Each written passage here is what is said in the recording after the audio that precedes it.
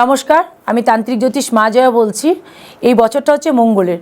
তো যেসব জাতক জাতিকা বলুন বা যাদের মঙ্গল এই জন্মছকে খারাপ আছে বা যারা মাঙ্গলিক ভৌমদোষ আছে, তাদের জন্য বছরটা একটু খারাপই যাবে। ভালোর মধ্যে খারাপ, খারাপের মধ্যেই ভালো, এটি একটু মেনে নিতেই হবে। কিন্তু খুবই খারাপ যাক সেটা কেউই চাইবে না। একটু ভালোভাবে সুফল পাওয়ার সবাই চেষ্টা করবে।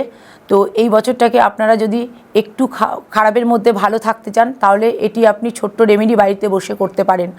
আপনি যে কোনো পূর্ণিমার দিন এই কাজটি করবেন। আপনি তামার পয়সা নেবেন এবং তার সঙ্গে হরিতকি নেবেন।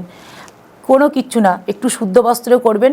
আপনি শুদ্ধ বস্ত্রে ঠাকুর ঘরে বসে একটি তামার পয়সা একটি চন্দন লাটার মধ্যে ঘষে নেবেন, বেশ খানিকটা টিপের মতন হয়ে যাবে।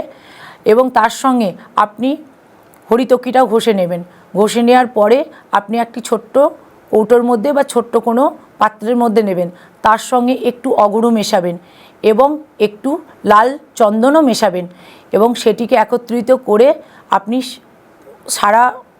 যতক্ষণ আপনার পূর্ণিমা লেগে থাকবে ততক্ষণ আপনি আপনার ঠাকুরের ঘরে বা ঠাকুরের সিংহাসনে রেখে দেবেন।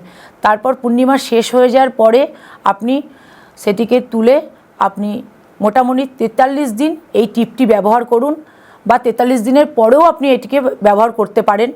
বা আপনার যদি এই টিপটি শেষও হয়ে যায়, পরেও আপনি যে কোনো পূর্ণিমা দেখে আপনি আবারও তৈরি করে নিতে পারেন।